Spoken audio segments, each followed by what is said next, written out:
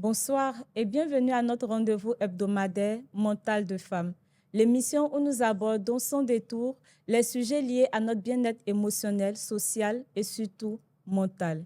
Aujourd'hui, nous abordons un thème assez universel, les relations interpersonnelles et leur influence sur notre santé mentale. Que ce soit en famille, au travail, en amitié ou même en amour, nos relations façonnent qui nous sommes et impactent considérablement notre équilibre intérieur. Mais comment naviguer entre les attentes parfois irréalistes, des malentendus, des connexions vraies, tout en préservant notre santé mentale? À travers cette discussion, nous allons essayer, mais que dis-je, nous allons comprendre pourquoi prendre soin de nos relations, c'est aussi prendre soin de nous-mêmes. Nous parlerons essentiellement des défis et des solutions pour bâtir des liens solides, à la fois épanouissants et respectueux de notre bien-être. Mesdames, il est temps de faire la lumière sur ce qui se passe dans nos cœurs et dans notre esprit. Accrochez-vous, cette émission promet d'être riche en échanges et en vérité. Alors, êtes-vous prête à vous connecter à l'essentiel? Que le voyage commence.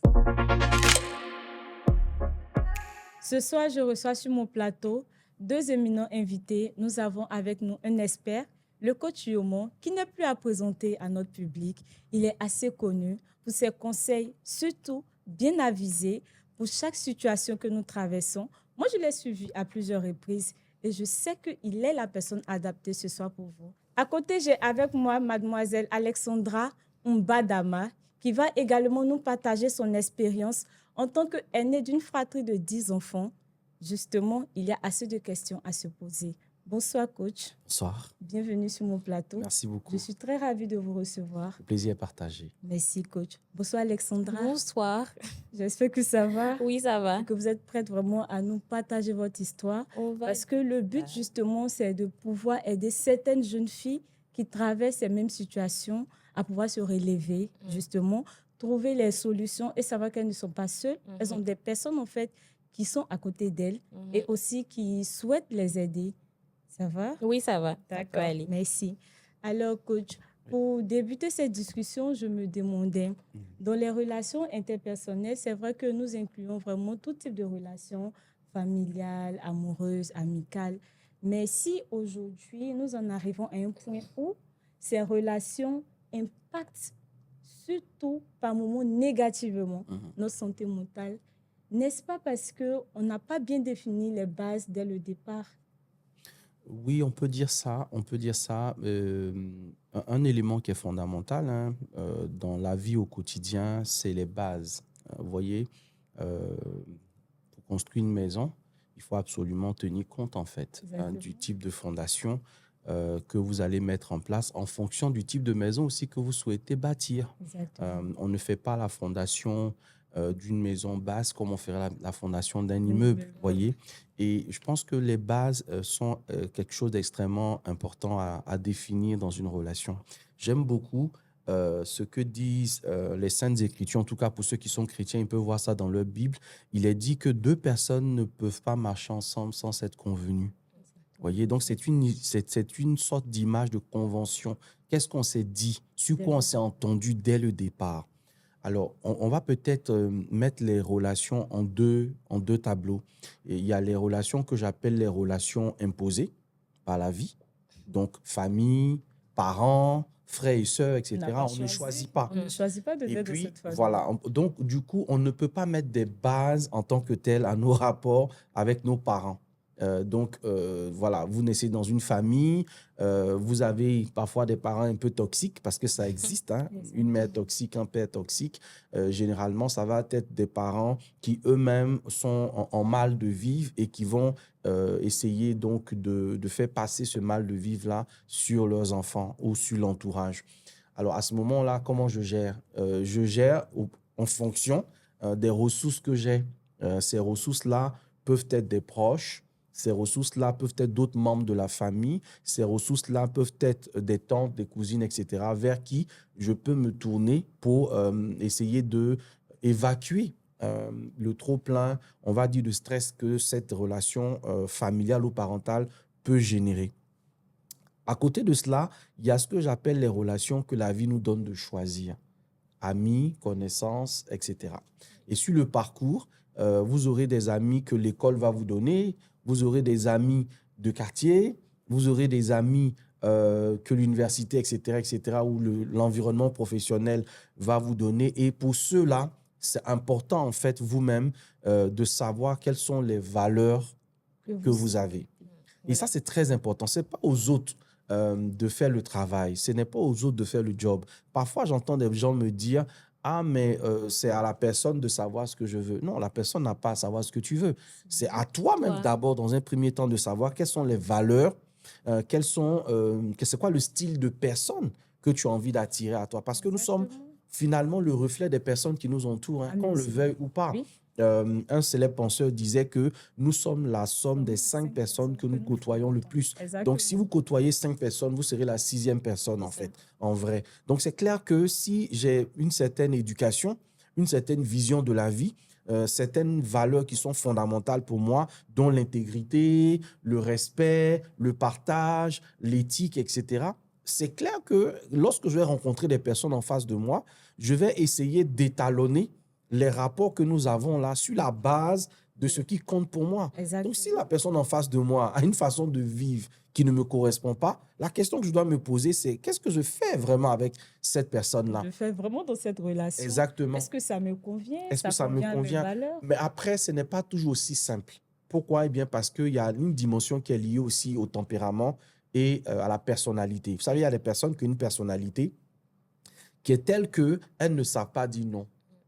Voilà, ça paraît toujours un peu déplacé ou mal vécu de dire non à quelqu'un. Donc, même si ça ne m'arrange pas, mais bon, je suis quand même là parce que je n'ai pas envie de faire mal à la personne, C'est je n'ai ça. pas envie de gêner ou déranger la personne. personne. Du coup, coach, cette partie, par contre, j'aimerais bien qu'on s'attarde un peu là-dessus. Pour ces personnes qui ne savent pas dire non, moi, je pense que ça vient aussi du fait de ce qu'on a vécu en famille. Si j'ai été dans une famille où vraiment mon avis n'a pas beaucoup compté, dehors, on se retrouve avec des personnes qui ne savent pas exprimer clairement leurs avis. Ce que vous dites est extrêmement pertinent et très vrai parce que en vrai, vous vous rendrez compte que le fait de ne pas être capable de dire non est la résultante en fait d'une blessure intérieure. Tellement. Et cette blessure intérieure peut être soit la blessure de l'abandon, du rejet ou de l'humiliation qui font que devant une situation, je cherche en fait à m'accrocher à des personnes et à me sentir important à travers les yeux de ces personnes-là. De sorte que peu importe leur caractère, leur manière d'être, au moins je suis accepté, je suis aimé, je compte pour ces personnes-là. Et donc du coup, c'est un peu comme si ces personnes m'aidaient à m'accrocher à quelque chose que je n'avais pas en fait dans mon univers familial. Et donc, parfois, oui, les blessures et le vécu assez traumatisant que les personnes peuvent connaître dans leur environnement ou leur univers familial peut être un vrai coup d'estocade. Il y a des familles dans lesquelles, par exemple, on n'apprend pas aux enfants à donner leur avis clairement. On n'apprend pas aux enfants à dire clairement, je veux pas. Vous voyez, tout est autour en fait de la bouderie. Même si l'enfant ressent quelque chose, il ne peut pas exprimer parce que d'après eux, un enfant n'a pas d'avis à donner. Mais malheureusement, la personnalité d'un enfant se construit dès son bas âge en fait. Mais Et bien donc, sûr. si il n'a pas appris un certain nombre de fonctionnements, de règles, etc., il garde ça à l'intérieur de lui et finalement, ça devient un défaut. Finalement, ça devient une faiblesse, en fait, pour la personne. Et cette vie-là ne fait pas de cadeaux, malheureusement. Et donc, on peut se retrouver dans des cercles d'amis dans lesquels il y a beaucoup de manipulateurs qui peuvent justement surfer sur cette faiblesse que nous avons là pour nous entraîner dans des choses qui sont parfois un peu dommageables, en Voilà, fait. vraiment. Parce que là, à ce niveau, je pense qu'il y a vraiment assez de cas comme ça où des personnes se retrouvent dans un milieu qu'ils n'ont pas forcément choisi, qui ne leur convient pas forcément, mais puisqu'ils ne peuvent pas dire non. Voilà, je ne peux pas dire aux autres, non, je ne peux pas faire ça pour ne pas être jugé. On s'accommode, on est là, on suit en fait la masse. Pourtant, au fond, on sait que ce n'est pas nous. Oui, s'accommoder, par exemple, hein, on peut se rendre compte dans les environnements d'école que certains enfants, juste pour s'affirmer, juste pour se sentir importants, vont rejoindre, par exemple, des groupes d'enfants qui sont dans des addictions comme la drogue, comme, par exemple, l'alcool. Aujourd'hui, par exemple, il y a ce qu'on appelle le phénomène des tontines sexuelles, vous voyez, qui existe à l'intérieur des écoles et qui font que des jeunes filles, par exemple, qui ont juste envie de se sentir importantes, vont rejoindre ces cercles très fermés et se retrouver malheureusement victimes, en fait, parfois de viols, Oui. victimes parfois de sexe à plusieurs. Pourquoi? Eh bien, parce que au final, je suis dans un environnement familial où on m'a jamais dit que je suis belle.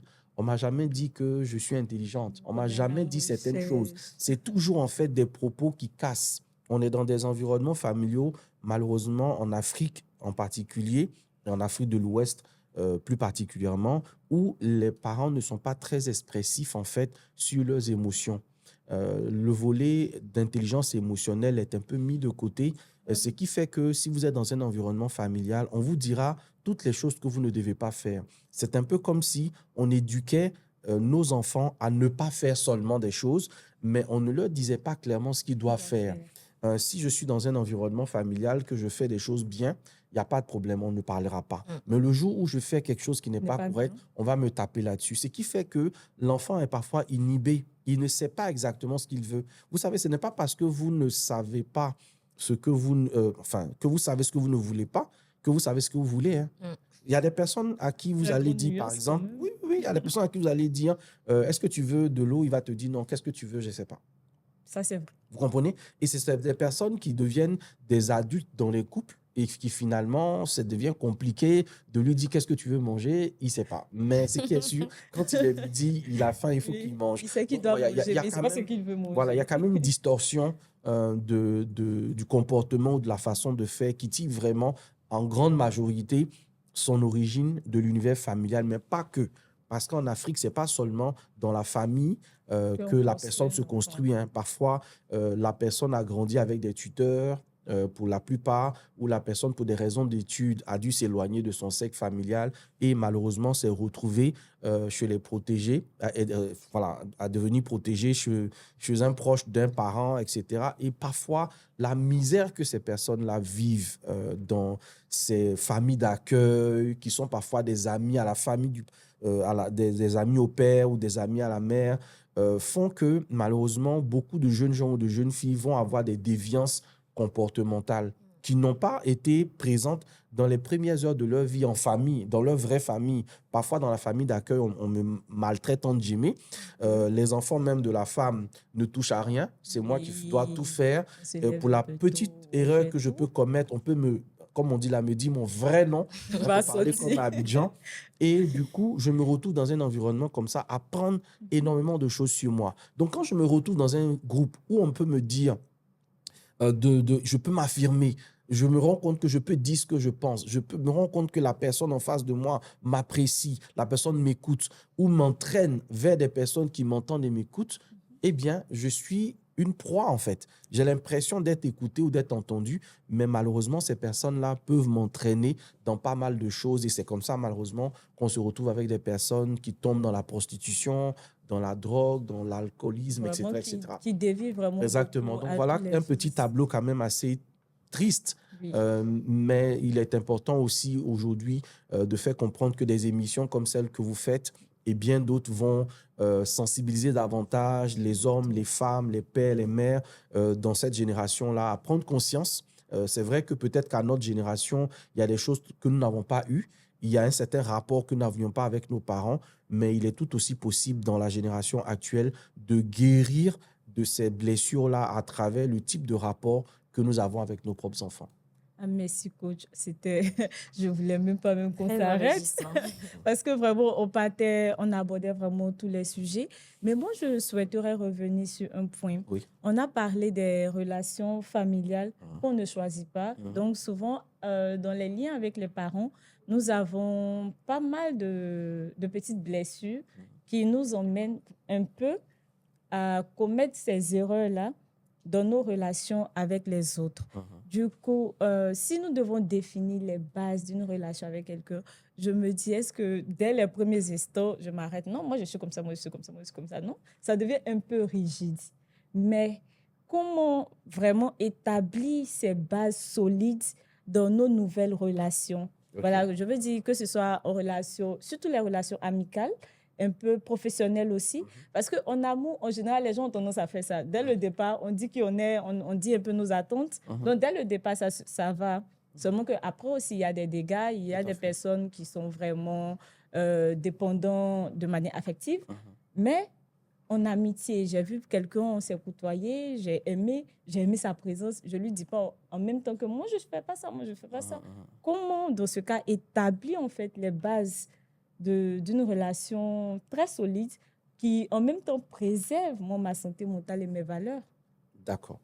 Alors, moi, je vais le dire sous la forme, en fait, d'une sorte d'acrostiche, OK? SONGE, donc songe. Quand vous rencontrez une personne, ami, collègue, connaissance, peu importe, parce que souvent la vie est un carrefour incroyable qui nous fait rencontrer des personnes inimaginables, mais songez à ce que je vais vous dire. La première des choses essentielles à prendre en compte, c'est de savoir qui vous êtes. Ne perdez jamais de vue qui vous êtes. Parce que si vous perdez de vue qui vous êtes, peu importe qui vous rencontrez, que ce soit une bonne ou une mauvaise personne, vous n'en tirerez rien. Donc, le premier point essentiel, c'est le S. Savoir qui je suis. Savoir qui je suis veut dire quoi? Savoir ce que j'aime, ce que j'aime pas. Ce que j'autorise, ce que je n'autorise pas.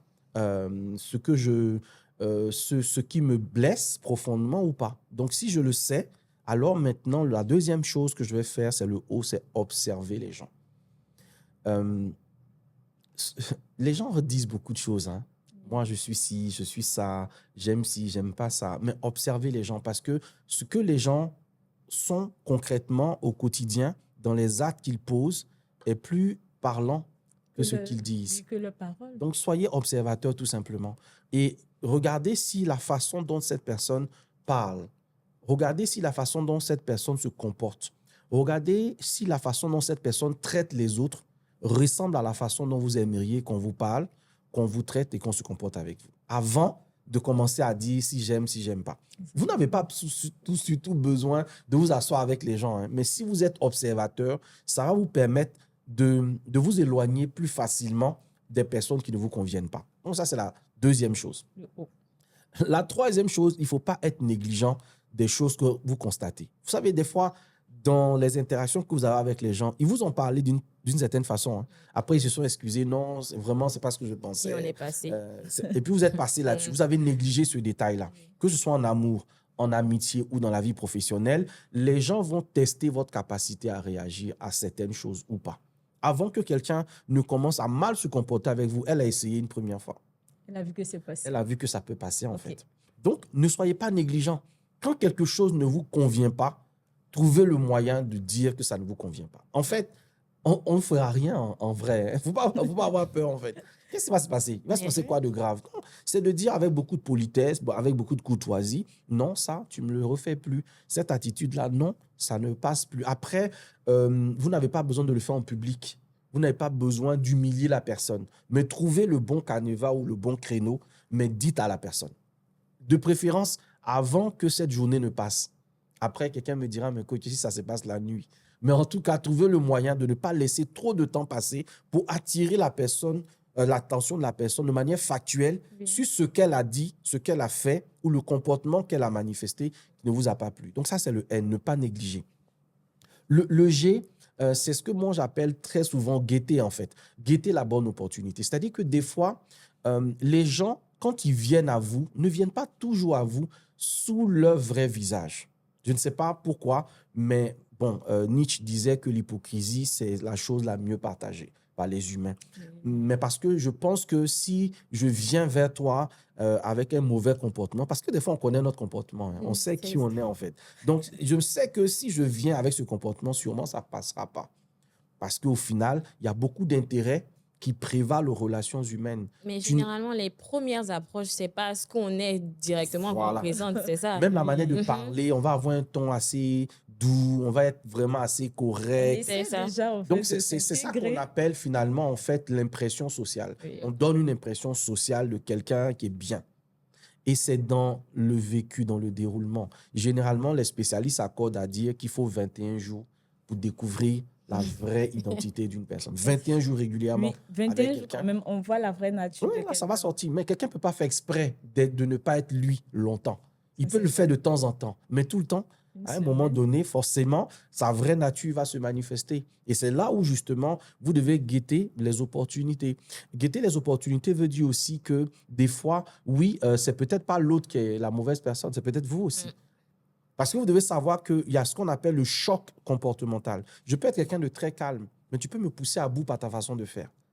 Il y a des personnalités qui s'entrechoquent. Donc, tu peux ne pas être quelqu'un même de violent et tout ça, et tu peux te retrouver avec quelqu'un qui a une manière de faire ou une façon de se comporter. Qui vous fait sortir de vos goûts. Exactement. Et il faut guetter ça. Il faut guetter ça. Il faut se rendre compte que, attention, cette personne-là, chaque fois qu'on a un échange, elle me fait sortir en fait de mes gonds et ce n'est pas quelque chose que je veux. Donc, je vais me retirer. Ça me correspond pas. Et puis, la dernière des choses, ce qui pour moi est un élément important quand on veut vraiment établir des bases, c'est des rapports d'égalité. Et c'est ce que j'aime avec la team PA. Ils disent qu'il n'y a personne qui est plus quelqu'un que quelqu'un. Il n'y a pas quelqu'un qui est plus quelqu'un que quelqu'un. Mais c'est tellement profond de sens. En fait, ayez un rapport d'égalité avec les personnes. Vous ne pouvez pas être en amitié avec quelqu'un qui est constamment en train de vous rabaisser. C'est pas possible. Mais c'est vrai. Vous ne pouvez pas être en amitié avec quelqu'un qui vous sous-estime.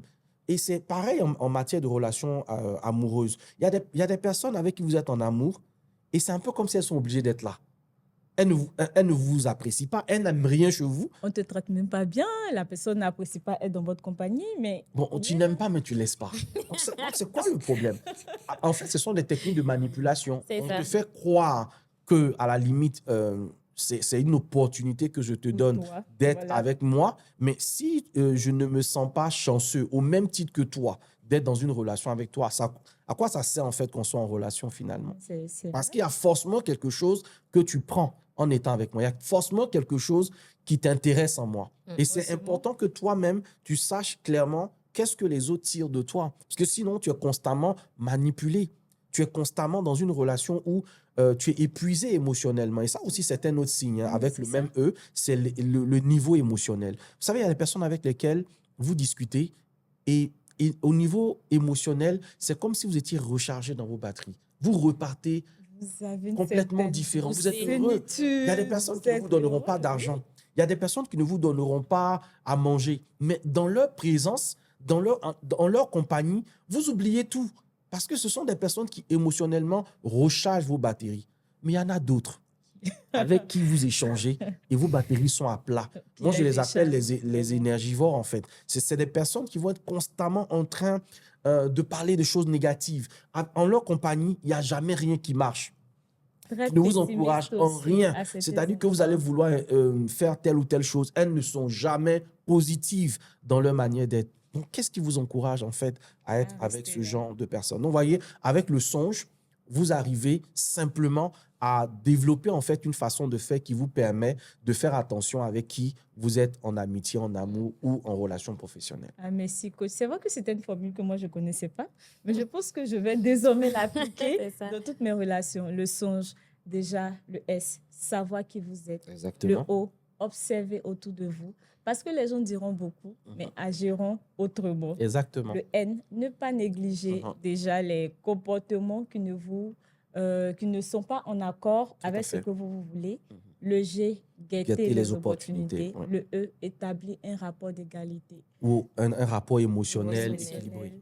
Voilà, équilibré. Et puis, comme vous avez pris vraiment les hommes de la team PA, on peut le voir du plus gros, sans vouloir faire la pub, de Zagba le requin, jusqu'à Touma Lewe, tout le monde vraiment s'apprécie. Moi, j'apprécie énormément sa façon de faire avec le plus jeune du groupe qui a sa place, qui est important. Et c'est ça, en fait, finalement, dans un groupe ou dans une amitié, on ne fera pas tous les mêmes choses. Mais il faut reconnaître à chacun ce qu'il apporte et, je vais dire, l'honorer, le respecter pour ça, en fait. Et à partir de ce moment-là, oui, j'ai toutes mes raisons de rester dans un tel rapport qui est un rapport respectueux, valorisant, etc. Voilà.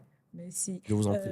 Alexandra, vous qui êtes l'aînée d'une fratrie, est-ce que dans votre cursus, ou bien je vais dire dans votre enfance, vous avez vécu ce genre de situation, surtout la partie où on ne vous donne pas assez de paroles.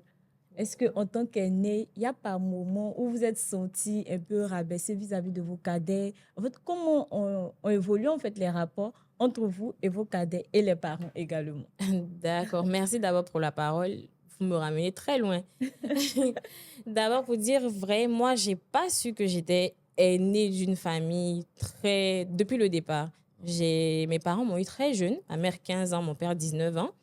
Et j'ai grandi avec mes grands-parents maternels. Donc, tout mon côté paternel, je ne les connaissais pas. Même mon père, mes grands-parents, mes tantes et autres, je ne les connaissais pas. Donc, d'abord, comme le coach a dit, ça part d'une base. Hein. Et moi, je ne dirais pas complètement que la base a été ratée, niveau émotionnel ou, on va dire, positionnement dans la famille. Mais ça va un peu vers là. Parce que j'ai grandi avec les grands-parents, ma mère, mes deux tantes. Je me situe où? Parce que souvent, je suis soit la fille de ma mère, soit la fille de ma grand-mère ou la sœur de ma mère. Je ne savais pas vraiment où me positionner. Oui. Voilà. Et jusqu'à présent, ça continue. Voilà. Donc, pour ça, c'est un peu, on va dire, émotionnellement pas très agréable. C'est ça. Et c'est qu'en 2014 que j'ai connu mon père et que j'ai connu mes frères. Donc, du côté de ma mère, j'étais encore enfant unique. Donc, toute cette période de l'enfance jusqu'en 2014, je me suis toujours comportée comme quelqu'un d'unique, un enfant unique, mais qui n'avait pas cette possibilité, là, on va dire, de pouvoir extérioriser ce que je ressentais. Parce que c'est beaucoup lourd pour un enfant on va dire, de pas connaître une partie tout entière de sa vie. Voilà, donc je me cachais souvent dans la chambre à imaginer comment aurait pu être ma vie si j'avais vécu avec ma mère, mon père, en même temps, quel est ce cocon-là dans lequel j'aurais pu être, en fait. Une famille normalement constituée. Mais je n'ai pas grandi dans une famille normalement constituée. Donc, je dirais qu'à ce stade-là, tu joues limite un rôle, en fait. Yes. Devant les parents, il y a ce que tu montres et derrière, il y a ce que tu ressens que tu n'arrives pas à montrer. Moi, à l'école, je n'étais pas brillante même pour ça, franchement. Parce qu'en classe, moi, l'école, pour moi, c'était un lieu de divertissement. J'avais cette possibilité-là d'être avec les amis et autres pour pouvoir m'évader. En classe, le prof, il fait le cours, le maître fait le cours. Moi, je suis dans un autre monde.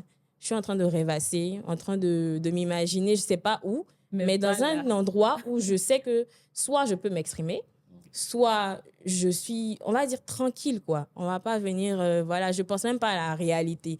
Donc, c'était un peu compliqué pour moi.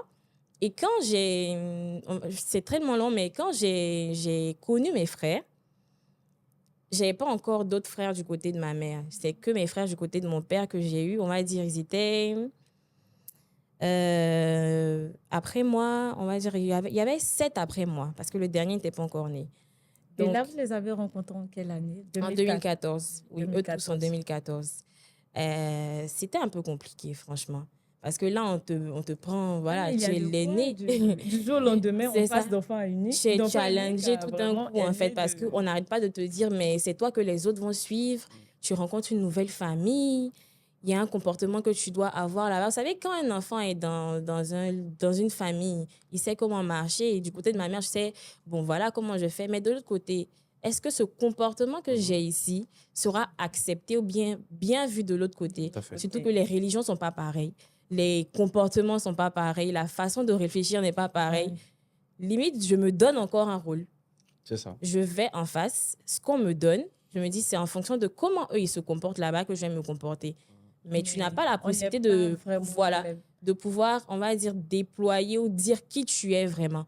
Donc, on avance encore dans un jeu de rôle encore et voilà. Mais en fait, là, à ce propos, moi, j'aimerais revenir. C'est vrai qu'à la maison, avec les rapports que vous aviez avec votre maman, votre grand-mère, votre tante, donc vous avez dit que vous jouez un rôle. Mais à l'école, par contre, il n'y a pas ce rapport. Pourquoi est-ce qu'à partir de là, vous n'avez pas commencé à exprimer réellement qui vous êtes? Parce qu'en fait, il y a des familles où les parents sont beaucoup surpris de la personnalité de leurs enfants dehors. C'est-à-dire, on dit non, mon enfant n'est pas comme ça. Mais justement, c'est parce qu'à la maison, on n'a pas cherché à connaître vraiment notre enfant. On a essayé de le modeler non idéal, si je peux le dire. Mais sa vraie personnalité, c'est dehors. Du coup, en fait, moi, je me demande pourquoi est-ce que dehors, vous n'avez pas exprimé réellement qui vous êtes au lieu de rester dans ce jeu de rôle? Ça revient encore à ce que le coach disait. Il faut savoir qui on est. Oui. C'est ça. Dehors, je dirais pas que j'aurais pu savoir même qui j'étais. C'est C'est ça. vrai que tu sais que tu jouais un rôle, Voilà. mais tu ne savais même pas qui tu étais. Non, franchement, non. Parce que dehors, qu'est-ce que j'avais pour, on va dire, pour pouvoir avoir un minimum de force? Tout à fait. C'est d'abord de m'ériger en leader, mais avec des plus petits après moi. C'est-à-dire, je ne vais pas aller prendre des personnes qui ont le même âge que moi pour pouvoir être amie parce que je me dis, bon, là, il y a un certain truc d'égalité, là, il va falloir vraiment montrer qui tu es. Je prends plus petit que moi et j'avance. Donc, je suis un peu leader de groupe. Il y en a qui ont peut-être le même âge que moi, mais ils suivent la cadence. Bon, on la suit. Mais derrière, qu'est-ce que je tirais de ça? Jusqu'à aujourd'hui, me poser la question, je ne saurais pas. Exactement. Je ne saurais vraiment pas. Et puis, vous dites aussi qu'au niveau de la famille, on essaie de modeler. Moi, dans mon cas, ce n'est pas modeler en tant que tel, mais je dirais qu'on aurait voulu que je sois limite la copie conforme de ma mère. Oh. Oui. En termes d'intelligence, d'intellect surtout. Parce qu'elle a été très brillante. Oui, à l'école, très brillante. Elle toujours première et haute, tout ça. Et depuis ton enfance, j'entends qu'on te compare à elle. Non, ta maman, elle a été très brillante. Elle était toujours première. Pourquoi toi, si? Moi, j'ai des classes que j'ai repris. Mais derrière, j'avais tellement cette peur de l'école limite parce que je ne suis pas en train de cracher, mais mon grand-père, c'est quelqu'un qui a été... Je l'appelle limite papa, je ne l'ai jamais appelé papy jusqu'à aujourd'hui. Papa, c'est quelqu'un qui est rigoureux, il est axé sur l'école. C'est ce qui est important pour lui. Donc, je me retrouve dans un coin où il y a le paternel qui est là, qui est axé sur l'école et je ne suis pas brillante. Comment je me comporte? Ça ne va pas, c'est chaud. Donc, je ne savais vraiment pas, franchement, où me positionner d'abord, comment me comporter et montrer vraiment qui je suis. Je n'avais pas cette possibilité-là. Mais avec, quand vous avez rencontré vos frères en 2014 et que vous avez appris que vous avez 7 frères derrière vous, vous devenez l'aîné. Ce rôle de leader que vous avez toujours joué, est-ce que ce n'était pas pour vous une manière déjà de vous affirmer dès ce moment-là? Bon, c'est le rôle de leader que je jouais, je ne savais pas encore que j'étais grande sœur. Mais on va dire que peut-être que, vu que vous appuyez sur ça, ça m'a peut-être aidé. Parce qu'aujourd'hui, au niveau avec mes frères, du niveau de mon côté paternel, j'ai ce rôle-là de grande sœur et de mère en même temps. C'est-à-dire qu'ils on va dire, ils se rabattent limite tous sur moi, ceux qui sont là en tout cas. Alexandra ci, Alexandra ça, aujourd'hui, j'étouffe, franchement. Parce que c'est ça, j'étouffe, oui. D'abord, je ne savais même pas. Tu n'as plus ton espace. Exactement. Et c'est le langage que je tiens avec mon père jusqu'à aujourd'hui. Je lui dis, je suis fatiguée, je n'ai pas mon espace, je n'ai pas du temps pour moi. C'est lourd, en fait, à assumer, franchement. C'est ça. Beaucoup lourd, oui. Donc, en fait, cela peut être vraiment un peu source de conflit par moment. J'essaie franchement de ne pas avoir de conflit avec mes frères. Ils n'ont pas demandé ça. Hein. Je n'ai pas aussi demandé à être aînée. Conflit dehors, non, pas vraiment. Pas vraiment. J'ai toujours été, on va dire au début, une personne vraiment... désolée. Une personne vraiment extravertie. Oui. Mais après, on va dire, dans la période surtout de 2014, là, j'ai commencé à avoir beaucoup de soucis avec ma mère. J'ai rencontré mon père. Bon, là, tu as la possibilité d'avoir quelqu'un parce que c'est maintenant qu'il veut jouer son rôle de père. Donc, il a tout le beau rôle, là. Donc, il va arriver, il va limite essayer de te faire comprendre qu'il te comprend, qu'il est disponible pour toi. Donc, tu te rabats tout entièrement sur la personne. Et après ça, quand tu vois qu'on te donne encore de ce côté-là beaucoup de nouvelles responsabilités, tout ça, c'est lourd. Tu t'entends pas trop avec ta mère. De l'autre côté, où tu pensais que tu allais pouvoir exprimer qui tu es vraiment, c'est un tas de responsabilités qu'on te dépose devant et on comprend pas quand tu parles de, on va dire, santé mentale limite. Tu es encore dans un trou noir, c'est ça. Mais ça, c'est vraiment toute l'Afrique, ça, coach. Parce que non, pas que l'Afrique, c'est toute l'humanité, en fait, finalement. Parce que quand j'écoute le témoignage de votre invité, il y a 2 éléments fondamentaux qui apparaissent. Vous voyez que dans un premier temps dans sa vie, elle a vécu comme un enfant unique. l'enfant unique est un peu comme l'enfant roi, hein, qui fait un peu ce qu'il veut, Ce qu'il veut. C'est ça. qui a un ego, en fait, finalement, très important. Il ne vit pas dans la conscience d'une responsabilité. Il vit dans la conscience plutôt d'une redevabilité. On lui doit tout. Donc, quand on est dans ce rapport-là, par exemple, quand on arrive à l'école, etc., pourquoi il y a ce besoin d'évasion? Eh bien, parce que l'enclos familial qui est créé là ne correspond pas en fait aux besoins émotionnels. C'est pour ça que c'est vraiment important, et Dieu se sait pourquoi, il y a besoin d'un père et d'une mère. Et les deux ne jouent pas le même rôle. Ok. Exactement. Quand le père joue un rôle d'encadrement, donc de figure d'autorité, eh bien, c'est pour donner un cadre formel. Ceux qui n'ont pas eu de papa dans leur vie ont du mal, en fait, à avoir un cadre formel. Donc, Tout à fait. constamment, Oui. ils vont chercher à avoir leur petite quiétude, leur petite paix. Et ça, Oui. faut pas t'amuser à venir casser ça. Ils vont Parce que, essayer voilà, vraiment parce que de c'est de vraiment la protéger. chose, voilà, c'est la chose qui représente, en fait, le paternel dans leur vie. Et comme il n'était pas là, elles ont cherché toutes seules à créer ce paternel-là. Et ça ne m'étonnerait pas, par exemple, que notre invité puisse avoir des dispositions, par exemple, pour tous les métiers d'art, très, très fines. Donc, on est d'accord, non? Oui. Voilà, parce qu'on travaille inconsciemment et involontairement notre capacité à l'imagination, à la créativité. Oui. Pourquoi? Parce que celui qui est là, en fait, pour nous faire rêver, qui est le papa, il n'est pas là. Il n'est pas là. Et puis, de l'autre côté, vous voyez que quand elle rencontre son père, enfin, c'est ça la magie, en fait, des émotions.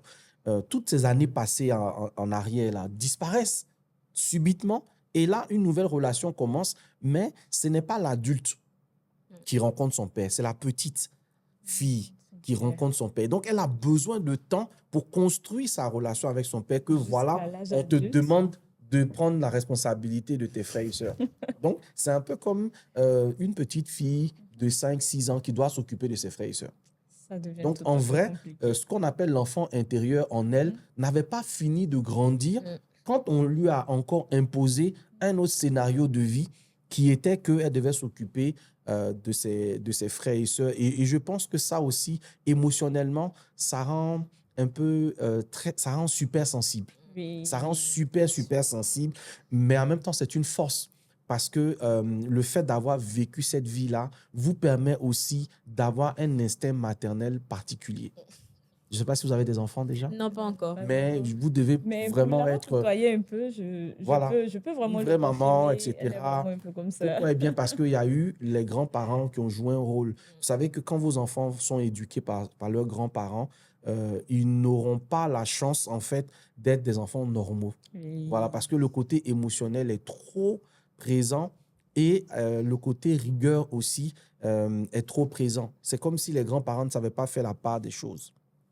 Pourquoi? Ils essaient de rattraper avec leurs petits-enfants ce qu'ils n'ont pas pu faire avec leurs enfants. Ce qui fait que parfois l'éducation peut être un peu biaisée, en fait. Et même Parce que par ce n'est pas leur moment, rôle les d'éduquer. petits-enfants sont un peu trop gâtés, si on peut le dire Exactement. ainsi. Voilà. Parce Donc, que du vraiment, coup, ils n'ont pas subi assez de rigueur et tout. c'est exactement ça. La coach, on tire vraiment vers la Ok, fin. déjà. Malheureusement, Déjà. oui, vraiment, déjà, moi, j'avais vraiment encore des questions. Je voulais vraiment qu'on développe encore plus. D'accord. Mais ce sentiment, je veux dire, partant en fait de l'histoire d'Alexandra avec nous ici, est-ce que cela ne serait pas source de conflit entre, surtout, moi, je voulais quand même qu'on aborde la partie des relations amoureuses. Ok. Est-ce que cette petite blessure qu'on a transportée depuis l'enfance jusqu'à l'âge adulte, nous, on n'a pas encore fini de se construire et on s'en va se mettre dans une relation? Forcément. Forcément, on est tous, hein, autant qu'on est sur cette terre et autant qu'on est sur ce plateau-là, on est tous blessés hein, d'une manière ou d'une autre. Et ce n'est que dans les interactions de la vie amoureuse qui, elle, nous met en fragilité. Vous savez, la vie amoureuse, c'est l'une des relations qui nous met en fragilité. Parce que d'une part, elle nécessite en fait une sorte de nudité de nos sentiments. On se présente à l'autre vraiment tel qu'on est, avec toute la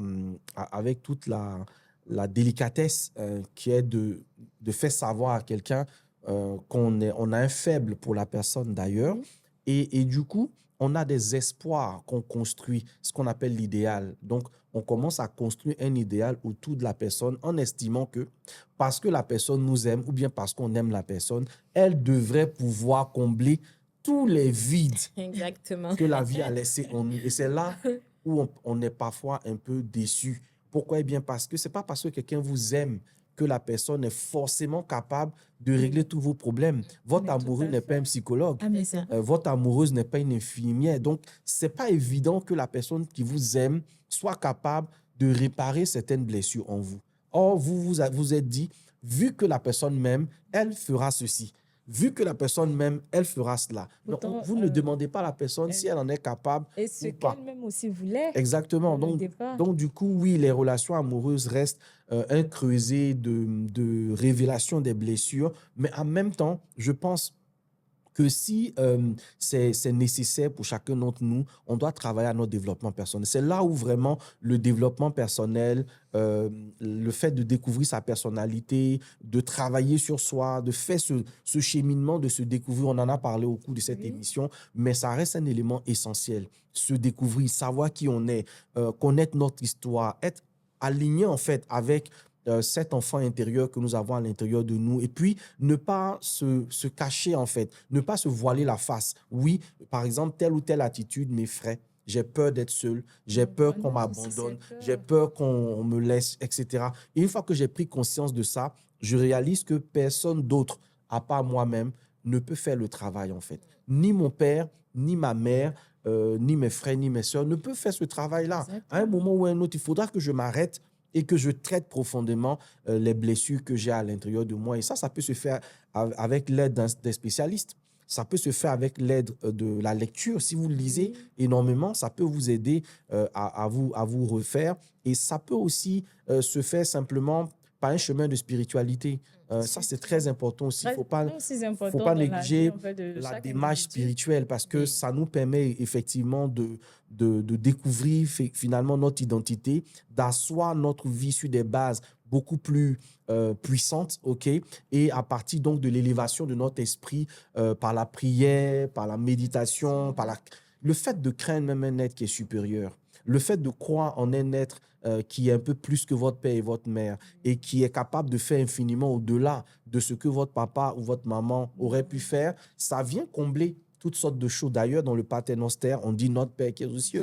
Donc, il vient vraiment pour apporter dans notre vie ce que notre Père physique, matériel, n'aurait jamais pu faire. Parce que même pour les enfants qui ont grandi avec papa et maman, il y a toujours un truc qui manque, en fait. Oui. Parce que c'est l'humanité qui est comme ça. L'humanité a ses fragilités, l'humanité a ses limites, mais je pense que en suivant sûrement cette émission, nos téléspectateurs ont eu des ébauches. Oui.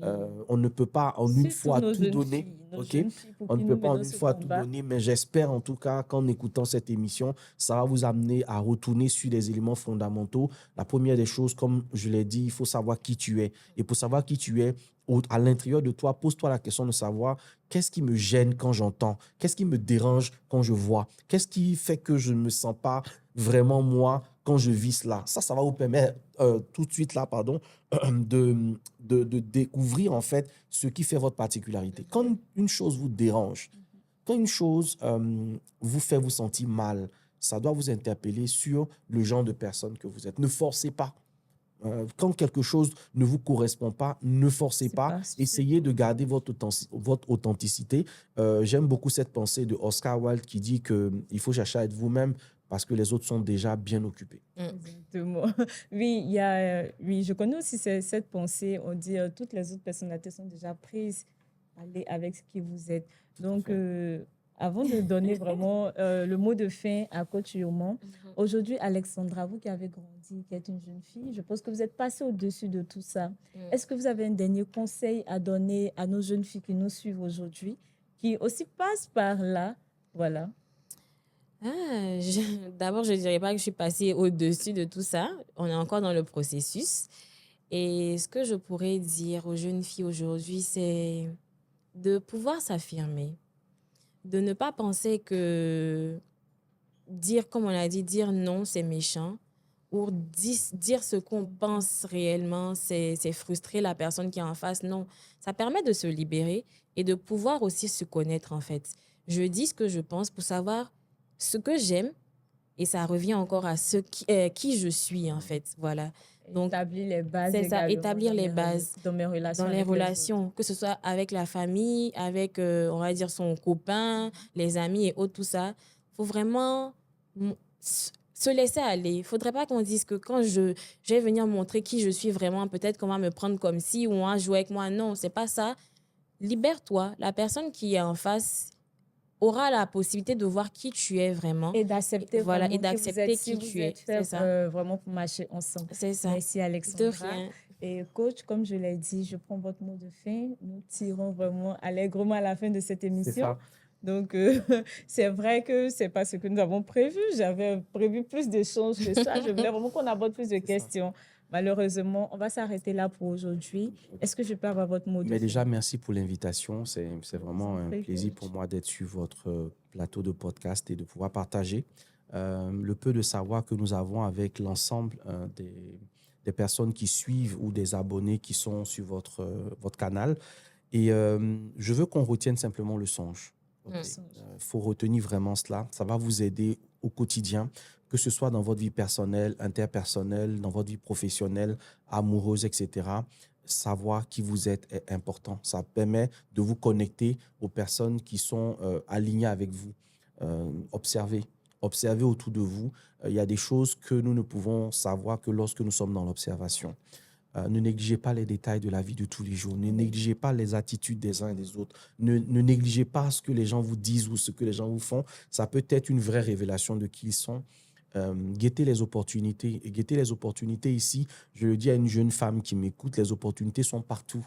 Et la meilleure vraiment opportunité que vous pouvez avoir dans votre vie, c'est quand vous êtes préparé et que vous laissez votre préparation rencontrer la chance. Ne soyez pas seulement des personnes qui espèrent qu'un jour les choses vont changer. Soyez le changement que vous désirez profondément au fond de vous-même. Et puis enfin, soyez dans des relations d'égalité émotionnelles, des relations d'égalité transactionnelles. Si quelqu'un ne vous donne pas ce que vous lui donnez, c'est peut-être la preuve que vous n'êtes pas au bon endroit et avec la bonne personne. Prenez le courage à deux mains de vous retirer des relations toxiques et puis finalement, soyez vous-même. Merci, coach, pour ce mot de fin que moi aussi j'ai retenu et que j'allais vous partager, qui est le songe. Chère jeune fille, vous êtes vraiment à la bonne place. Vous avez une histoire, vous avez de l'importance, vous avez votre place partout où vous êtes. Merci de nous avoir suivis et retenez surtout le songe. Merci.